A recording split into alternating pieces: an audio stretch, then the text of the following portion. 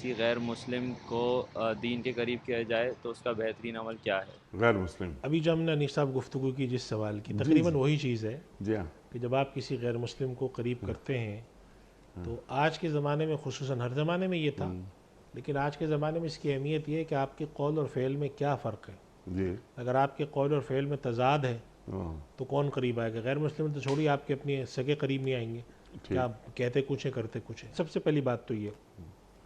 دوسری بات یہ ہے کہ اعلیٰ اخلاق، اور سب سے بڑی بات ہے تحمل، برداشت، سامنے والے کی خیر خواہی.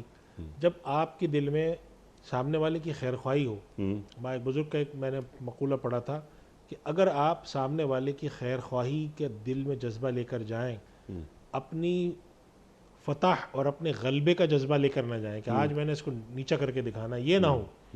یہ ہو کہ یہ آدمی جو ہے کسی طرح سے اس کی خیر خواہی ہو، تو یہ ہو نہیں سکتا کہ آپ بات کریں اور اثر نہ ہو. سبحان اللہ. لیکن اگر آپ یہ سوچ کر گئے نا کہ میں نے تو آج اس کو پچھاڑ دینا ہے علمی طور پہ، اور سامنے والا چاہے جائے کہ غیر مسلم ہو